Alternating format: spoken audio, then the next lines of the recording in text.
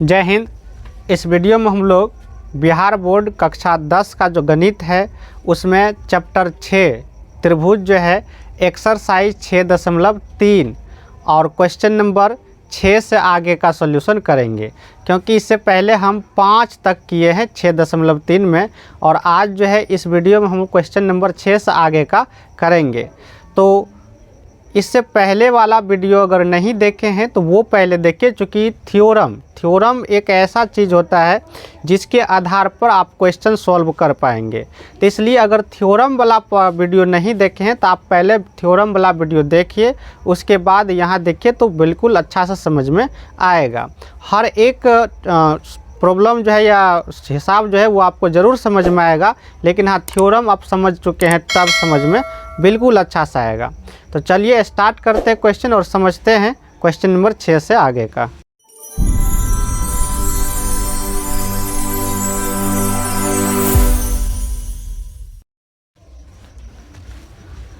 तो question number 6 है और 6 में जो है आपको क्वेश्चन में ही फिगर दिया है, तो कोई टेंशन वाला बात नहीं है। और ये फिगर आपको दिया है और इसमें जो इन्फॉर्मेशन दिया है, कह रहा है कि त्रिभुज ए बी ई सर्वांगसम त्रिभुज ए सी डी। सर्वांगसम बोला है और इसके बारे में पहले हम लोग अच्छा समझ चुके हैं। सर्वांगसम का मतलब बताए थे, बिल्कुल हूबहू बराबर। तो उसके बाद हमको कह रहे सिद्ध कीजिए कि त्रिभुज ए डी ई समरूप त्रिभुज ए बी सी। तो ये हमको कह रहे सिद्ध करने के लिए। तो चलिए स्टार्ट करते हैं कैसे होगा। तो यहाँ जो है समरूप के लिए जो हम लोग पढ़े हैं 3 थ्योरम, और उस 3 थ्योरम को 3 कसौटी भी कह सकते हैं समरूप के लिए। उसमें से कोई एक लागू करके इसको हमको सिद्ध कर देना है। तो कैसे होगा, तो देखिए ये जो इन्फॉर्मेशन दिया रहता है, जो दिया रहता है उसी का यूज होता है सिद्ध करने में। तो ये दिया है सर्वांगसम, और सर्वांगसम का मतलब बताए थे हूबहू बराबर। तो खोजिए ये त्रिभुज कहाँ है, ए बी ई, ये वाला त्रिभुज है। कह रहे सर्वांगसम है त्रिभुज ए सी डी, ये वाला त्रिभुज है, यानी ये वाला त्रिभुज सर्वांगसम है ये वाला त्रिभुज। पहले तो ये हम लिखते हैं प्रूफ में हम चलेंगे, चूँकि त्रिभुज ए बी ई सर्वांगसम है त्रिभुज ए सी डी। ये दोनों त्रिभुज आपको सर्वांगसम दिया है, तो इसलिए हम कह सकते हैं इसका संगत भुजा असंगत कोण सब कुछ बराबर होगा। तो इस त्रिभुज का ध्यान से देखना आपको, इस त्रिभुज का भुजा ए डी और इस त्रिभुज का भुजा ए ई, ये आपको बराबर होगा। तो इसलिए हम कह सकते हैं कि ए डी बराबर हो जाएगा ए ई, ठीक। तथा अब ध्यान देना है, इस त्रिभुज का आपका भुजा जो है ये वाला जो त्रिभुज देख रहे ए डी सी, इसका इस त्रिभुज का आपका ये ए सी है, और फिर इस त्रिभुज का यानी कि ए बी ई, इस त्रिभुज का जो भुजा देख रहे ए बी, तो ये ए बी जो है बराबर होगा किसके, ए सी के। तो यहाँ से जो है हम ये कह सकते हैं कि ए बी जो है ये बराबर हो जाएगा किसके, ए सी के, ये हो जाएगा। तो अब इन दोनों का से जो है हम कुछ इन्फॉर्मेशन निकालेंगे। अब सोचिए ये बराबर ये है और ये बराबर ये है, अगर हम दोनों का अनुपात निकालें तो वो भी बराबर होगा। इसको ऐसे समझ सकते हैं, जैसे ये 2 है, ठीक है, मान लेते ये भी 2 है तभी ये बराबर है। अगर मान लेते ए भी 5 है तो ये ए सी भी कर बराबर है, तो ये भी कितना होगा 5। अगर दोनों का हम बटे निकाल लें तो दोनों बराबर होगा, 2/5 2/5। तो यहाँ से हम क्या करेंगे, यहाँ से हम यही इसका अनुपात निकाल लेते हैं, ए डी बटे ए बी बराबर ए ई बटे में ए सी। अब इसको हम मान लेते हैं समीकरण 1। अब इस चीज़ को यहाँ देखिए निकला क्या, ए डी बटे में ए बी और इधर है ए ई बटे में ए सी, ये है। अब ये जो हमको सिद्ध करना है इसको लेते हैं त्रिभुज ए डी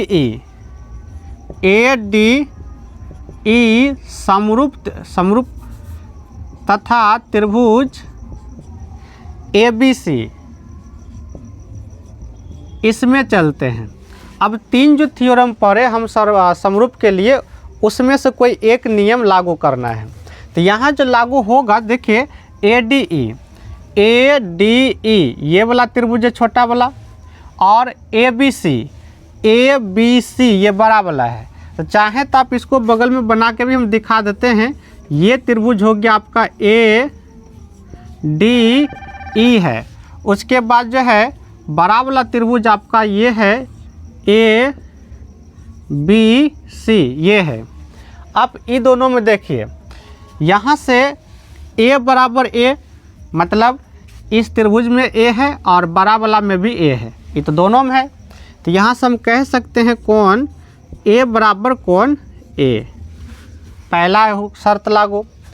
अगर कोण A बराबर आ रहा है तो इसके अगर दोनों बगल का भुजा एक ही अनुपात में हो जाए तो फिर दोनों क्या हो जाएगा, समरूप।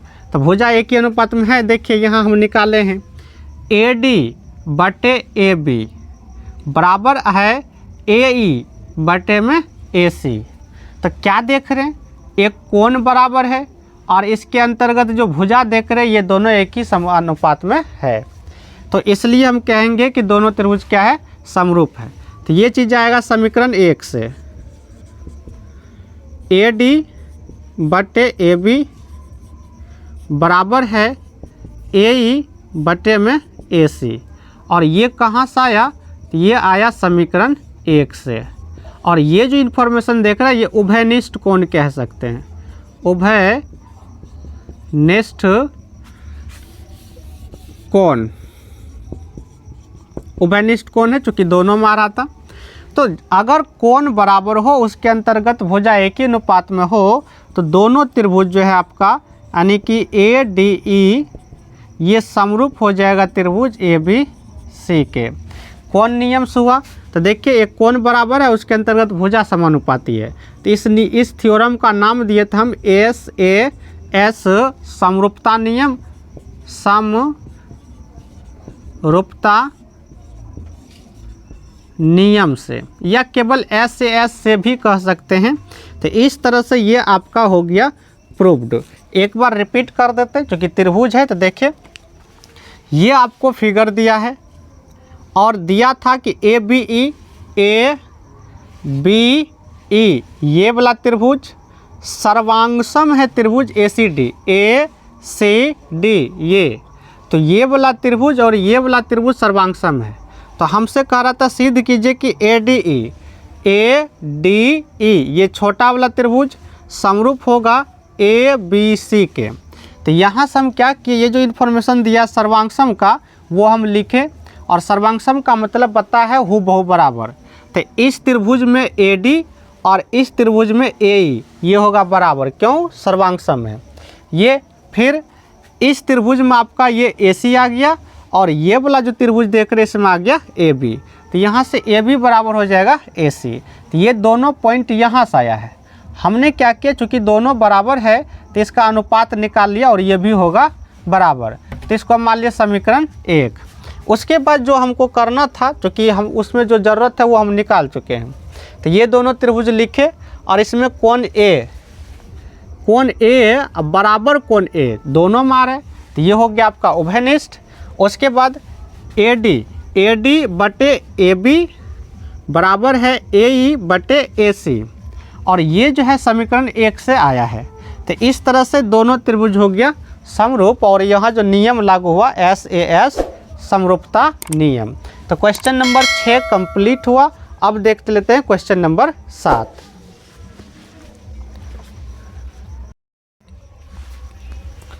तो क्वेश्चन नंबर 7, और क्वेश्चन नंबर 7 में भी आपको फिगर दिया हुआ है, और 7 में जो फिगर दिया ये है। और इसमें कहा है कि ये जो शीर्ष C देख रहे हैं यहाँ से लंब डाले हैं CE। तो ये हम नहीं लिखे इसलिए कि यहाँ संकेत दिया ही है लंब का, तो इसलिए हम ये चीज़ नहीं लिखे। उसके बाद फिर कह रहा है A से शीर्ष लंब डाला है AD, और ये दोनों कहाँ काट रहा है, तो P पर काट रहा है। ये आपको क्वेश्चन में इन्फॉर्मेशन दिया था। तब हमसे कह रहा है ये सब सिद्ध करना है। तो 4 है इसमें, चारों को हमको सिद्ध करना है। देखने में भले 4 है लेकिन बहुत आसान है, बहुत जल्दी हो जाएगा। क्यों? क्योंकि समरूपता का हम 3 कसौटी पढ़े हैं और उसमें से सबसे अधिक आसान जो था हम बताए थे आपको ए था, क्योंकि ए समरूपता से ही आया था ए कसौटी। मतलब 2 कोण बराबर दिखा दो और आपका समरूप हो जाएगा। तो सब में लगभग वही कंडीशन आएगा, 2 कोण बराबर दिखाएंगे समरूप। देखिए बहुत तुरंत हो जाए, जल्दी हो जाता है। तो हम लिखते हैं, तो यहाँ से जो है पहला हम लिखते हैं। पहला जो आपका है 1 नंबर में कह रहा है त्रिभुज AEP, त्रिभुज AEP तथा त्रिभुज CDP में ये बस 2 कोण आप दिखा दो ना, समरूप हो जाएगा। और 2 कोण बिल्कुल बराबर है। देखिए AEP, तो इसमें फिगर देखिए AEP ये छोटा वाला त्रिभुज है, और फिर कह रहा है कि CDP ये भी छोटा वाला त्रिभुज है। अगर इन दोनों में देखें तो यहाँ देखिए 90, ये 90 बराबर और इसका ये 90, क्योंकि लंब डालने का मतलब है 90 डिग्री। तो यहाँ से हम कह सकते हैं इस कोण के बारे में AEP और ये बराबर होगा कोण, इसमें चलेंगे तो इसमें आपका D बराबर होगा, अर्थात CDP, यानी कि CDP कितना है? तो ये दोनों 90 डिग्री है, इसी वजह से ये बराबर है। दूसरी बात, आपको पता होगा कि जब 2 रेखा इस तरह से काटता है तो आमने सामने का कोण होता है बराबर। तो आमने सामने का कोण जब बराबर होता है तो देखिए यहाँ से भी देखिए ये कोण बराबर होगा, यानी कि कोण APE, कोण APE ये बराबर होगा ये ऊपर वाला। तो ऊपर वाला का नाम है CPD।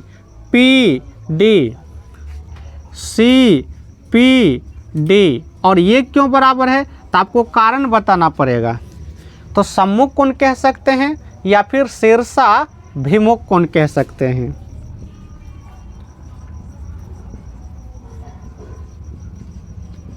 तो सम्मुख कोण, अब 2 कोण जैसे ही बराबर हुआ तो हम सीधे कह सकते हैं कि त्रिभुज AEP समरूप हो जाएगा त्रिभुज CDP। किस नियम से? तो AA नियम से ये हो गया आपका प्रूव्ड।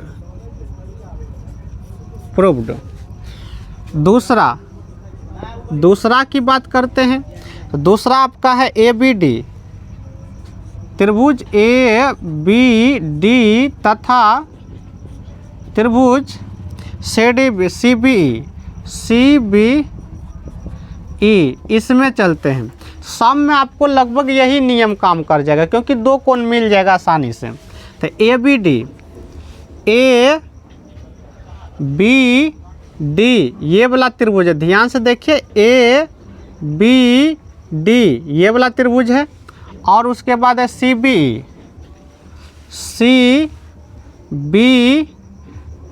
ये वाला त्रिभुज है। तो आप ये दोनों में भी देख सकते हैं, यानी कि इस त्रिभुज में यहाँ 90 बनेगा और इस त्रिभुज में यहाँ 90 बनेगा। तो इसमें हो गया आपका ये D वाला 90 और इसमें हो गया आपका ये E वाला 90। तो यहाँ से हम कह सकते हैं कोण CEB।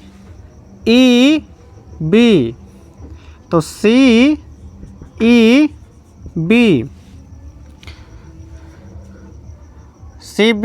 अच्छा, पहले ये त्रिभुज है तो इसका लेंगे हम ABD का पहले लेंगे। देखिए ABD पहले जो त्रिभुज पहले लिखा है उसका लेंगे।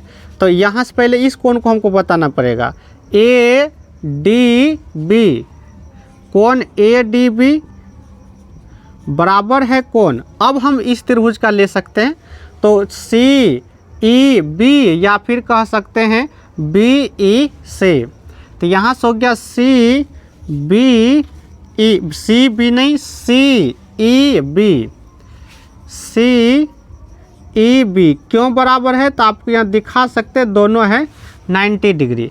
एक कोण और चाहिए तो आप देखिए ध्यान से, ये वाला त्रिभुज यानी कि ABD, इस त्रिभुज में B कोण, उसके बाद ये वाला त्रिभुज यानी कि सी बी ई, इसमें देखिएगा तो यहाँ भी बी आ रहा है, मतलब बी कोण ऐसा है जो दोनों में आ रहा है। तो यहाँ से हम कह सकते हैं कोण बी बराबर कोण बी, और जो दोनों में होता है उसको कहते हैं उभय नेष्ठ कोण, और दो कोण मिल चुका है इसलिए हम कहेंगे त्रिभुज ए बी डी समरूप हो गया त्रिभुज सी बी ए। नियम आपका यही ऊपर वाला रहेगा ए नियम से, और इस तरह से क्वेश्चन नंबर 2 हुआ कंप्लीट। अब इसी का देख लेते क्वेश्चन नंबर 3 में जब चलेंगे तो 3 में हमसे कह रहा है कि त्रिभुज ए ई पी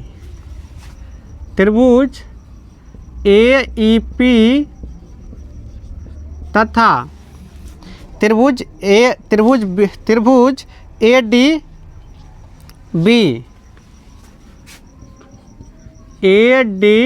बी में, इसमें चलते हैं।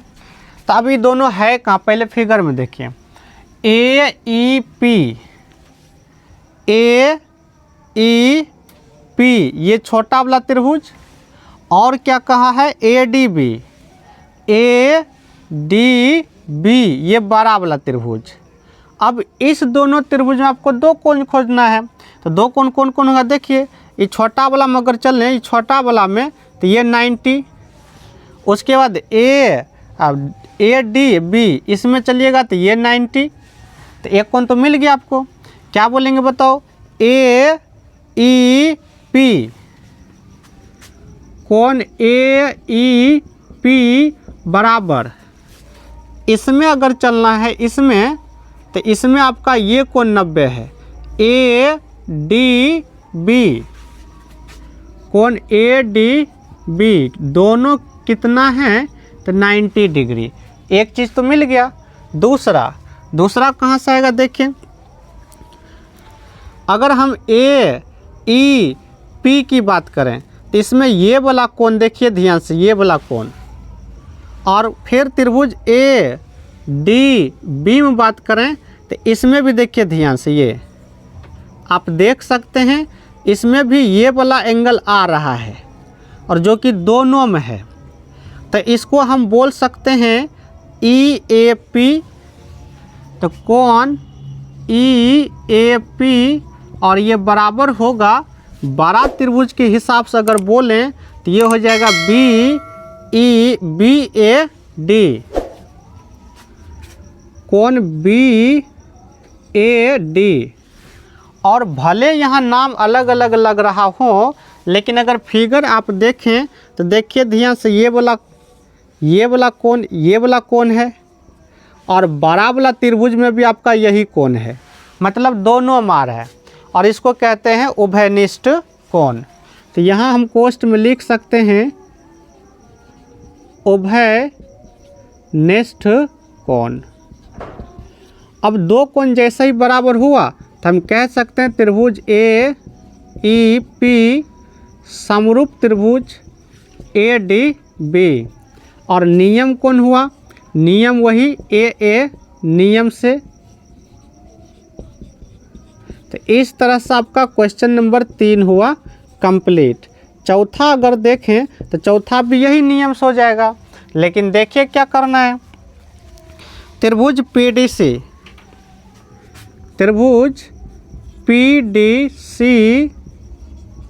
तथा त्रिभुज बीईसी में, इसमें भी आपको दो कोण खोजना है। तो दो कोण कहाँ से आएगा, तो देखिए पहले तो ये त्रिभुज ढूंढिए पीडीसी,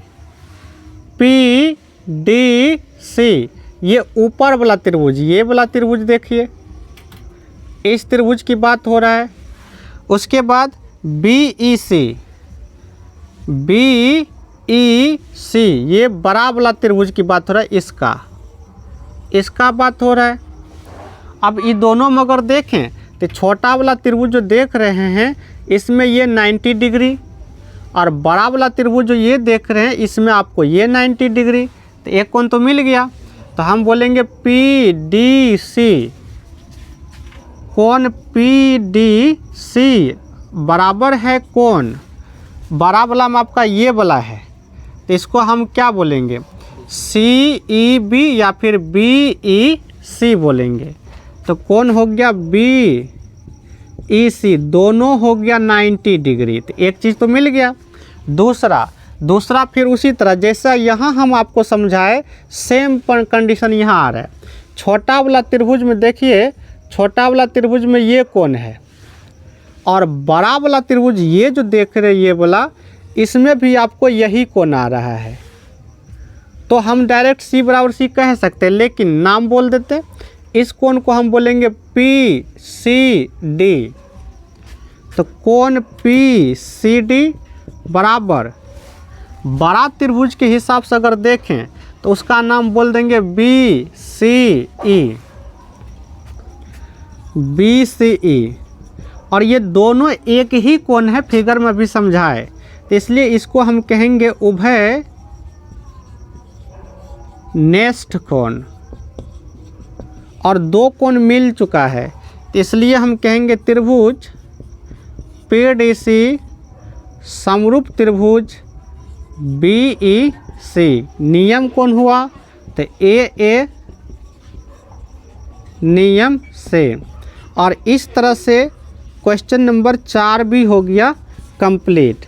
तो इसमें क्या देखें आप कि भले 4 क्वेश्चन है, लेकिन चारों में आप देखिए कि सब में AA नियम, AA नियम, AA नियम और AA नियम, सब में आपको एक ही नियम से हुआ है। तो ये नियम सबसे अधिक यूज भी होगा और बहुत आसान भी है। दो कोण बराबर करो समरूप। तो क्वेश्चन नंबर इस तरह से 7 जो है कंप्लीट हुआ। अब देख लेते हैं क्वेश्चन नंबर 8। क्या कीजिएगा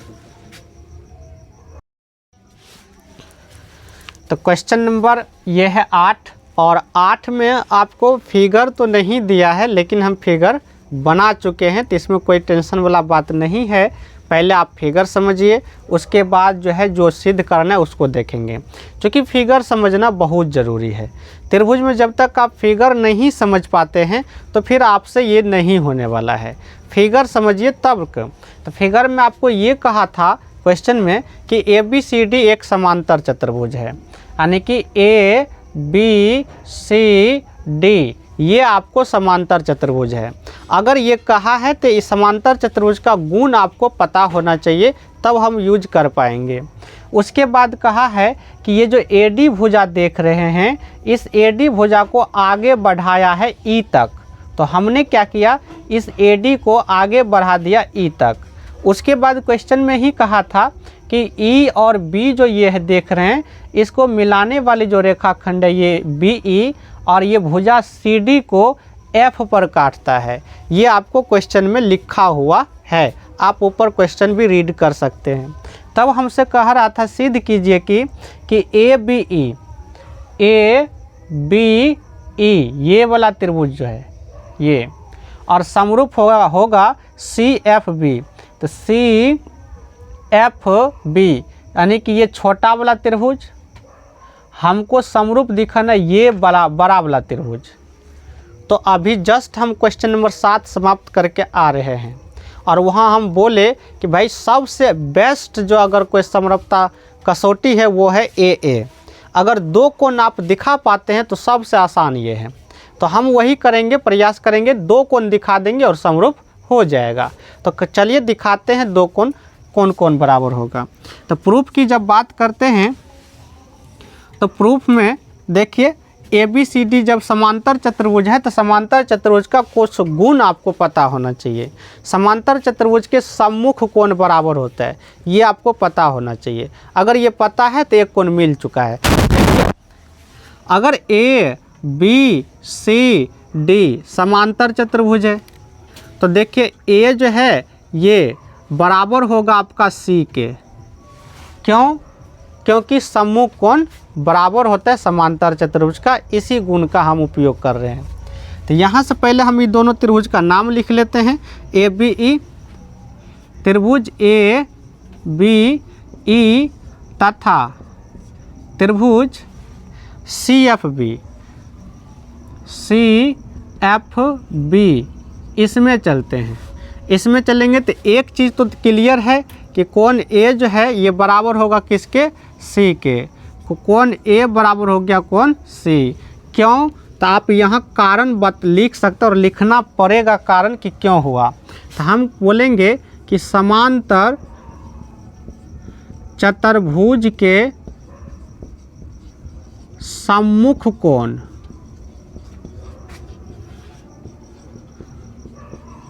बराबर होता है। ये समांतर चतुर्भुज का गुण है और उसी का हमने फ़ायदा उठाया। उसके बाद जो है एक कोण और चाहिए। अब इस चीज़ को समझो आप, हम फिगर बनाते हैं फिर से। ये आपका हुआ A और ये हुआ E, ठीक है। और इधर जो देख रहे हैं ये आपका है B और ये है C। क्वेश्चन के मुताबिक ये दोनों समांतर है।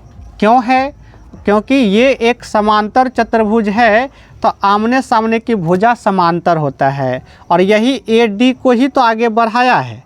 तब तो हम कह सकते हैं कि AE जो है ये BC के समांतर है, यानी ये दोनों आपको पैरेलल है। उसके बाद यहाँ से इसको इस तरह से खींचा गया है। खींचा गया तो तब तो सोचिए इसका ये कोण जो है, ये वाला कोण इसके बराबर होगा।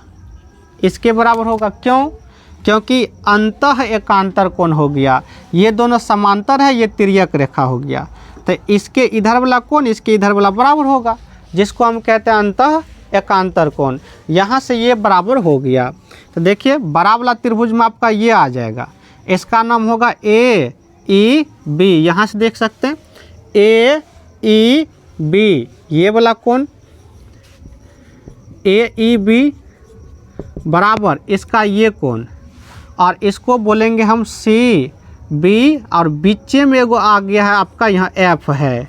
यहाँ फिगर देखिए, यहाँ से पता चलेगा। तो ये कोण बराबर, ये इस कोण की बात कर रहे हैं, ये कोण इसके बराबर है। तो इसको हम बोलेंगे CBF, कोण CBF। कारण बताना है तो अंतः एकांतर कोण है, तो यहाँ लिखेंगे अंतः एकांतर कोण है। तो दो कोण बराबर हो चुका है, और जैसा ही दो कोण बराबर हुआ तो हम कह सकते हैं कि त्रिभुज ABE ये हो गया आपका समरूप त्रिभुज CFB। नियम हुआ AA नियम से। तो इस तरह से ये क्वेश्चन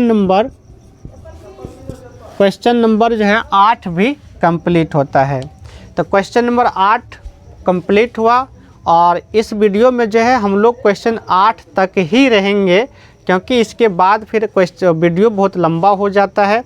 तो हम क्वेश्चन नंबर 9 से जो है आगे का सॉल्यूशन इसके नेक्स्ट वाला वीडियो में कर देंगे, और बाकी पीछे वाला जो वीडियो है उसका लिंक डिस्क्रिप्शन में भी रहता है, या फिर आप चैनल पर जाके प्लेलिस्ट बना है वहाँ से आप देख सकते हैं। तो मिलेंगे इसके नेक्स्ट वीडियो में, तब तक के लिए जय हिंद।